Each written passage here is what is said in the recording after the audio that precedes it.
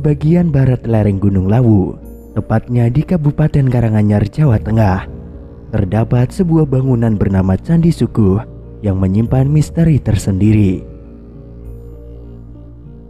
Sebagai salah satu dari beberapa candi yang terdapat di kaki Gunung Lawu, Candi Sukuh memiliki keunikan baik dalam hal bentuk bangunan dan relief serta patung-patung yang berada di sekitarnya.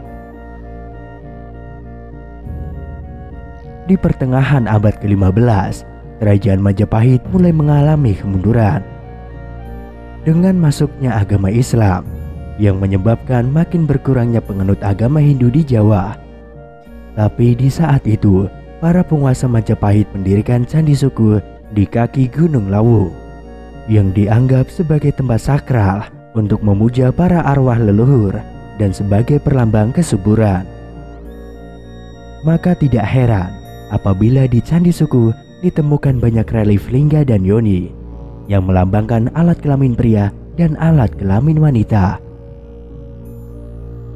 Sir Thomas Stamford Raffles, penguasa Jawa pada masa itu, mengunjungi Candi Sukuh dan melihat kondisi candi itu dalam keadaan yang penuh kerusakan.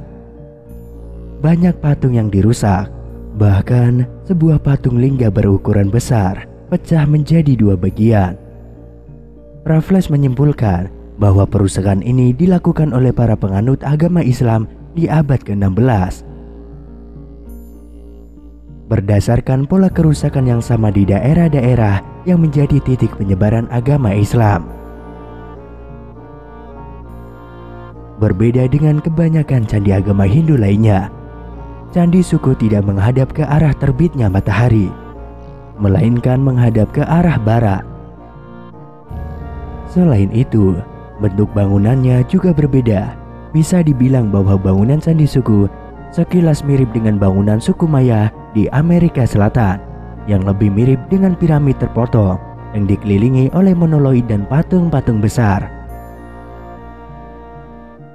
Bentuk bangunan Candi Sukuh lebih menyerupai trapesium dengan 3 teras bertingkat dengan satu anak tangga di bagian tengah sisi depan candi tersebut. Bentuk ini diperkirakan dibuat karena semakin berkurangnya pengaruh agama Hindu yang menyebabkan pembuatan candi kembali menggunakan desain dengan pola animisme. Saat memasuki Candi Sukuh, jelas terlihat relief yang menggambarkan hubungan badan dengan penggambaran lingga dan yoni. Tapi jangan berpikiran kotor dulu. Bentuk-bentuk itu merupakan lambang untuk menghilangkan atau menyembuhkan segala kekotoran di dalam hati. Dahulu di puncak Candi Sukuh terdapat sebuah patung lingga berukuran sekitar 1,8 meter. Patung ini kemudian dipindahkan untuk ditampilkan di Museum Nasional di Jakarta.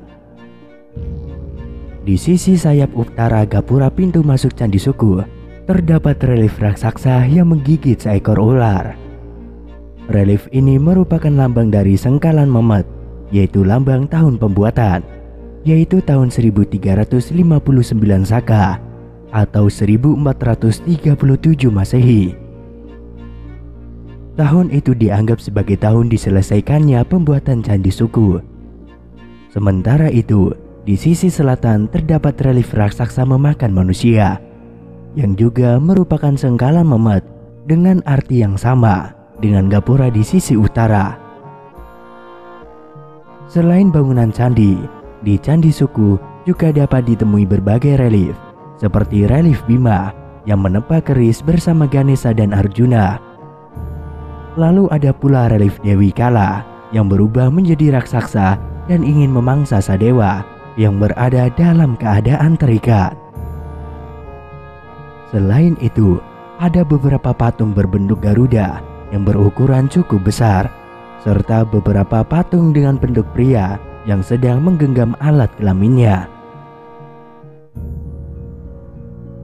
Candi Sukuh sering disalahartikan sebagai candi porno karena banyak terdapatnya relief lingga dan yoni, yaitu lambang kelamin pria dan wanita. Padahal lingga dan yoni dalam kepercayaan Hindu merupakan lambang kesuburan, dan di masa lalu orang datang ke candi ini untuk memuja arwah leluhur sekaligus memohon kesuburan.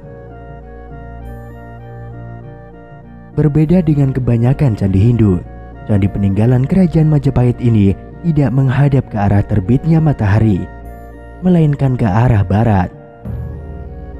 Dari segi arsitektur pun tak seperti candi lain yang menyimbolkan Gunung Meru, melainkan memiliki puncak piramida terpotong. Tampilan trapesium yang sederhana pada candi suku ini pun menimbulkan berbagai teori. Salah satunya menyebutkan bahwa penguasa Majapahit mendirikan candi ini ketika kejayaan Hindu mulai memudar akibat masuknya Islam pada pertengahan abad ke-15, sehingga candi sengaja kembali menggunakan desain bangunan megalitikum. Sementara teori lain menyebutkan bahwa bentuk candi suku adalah bagian dari cerita pencarian Tirta Amerta, yaitu air keabadian dalam kitab Adi Parwa, Parwa pertama dari kisah Mahabharata. Piramida yang terpotong melambangkan Gunung Mandaragiri, yang puncaknya dipotong untuk mengaduk lautan mencari tinta amerta yang memberikan hidup abadi bagi para peminumnya. Candi suku ini mengandung pesan, yaitu agar para pengunjung mensucikan hati, menyadari diri. Karena itulah kenapa candi ini sering digunakan oleh pasangan yang hendak menikah untuk menguji kesetiaan calon istri dan suami. Candi suku punya arsitektur yang berbeda dengan candi-candi lain, candi Hindu maupun candi Buddha, seperti candi Prambanan maupun candi Borobudur. Itulah mengapa UNESCO memasukkan candi suku dalam situs warisan dunia sejak tahun 1995.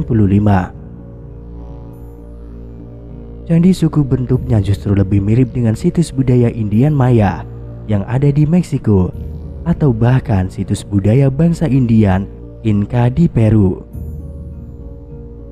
Arsitektur candi suku ini dinilai menyimpang dari ketentuan dalam kitab pedoman pembuatan bangunan suci Hindu, Vastu Vidya.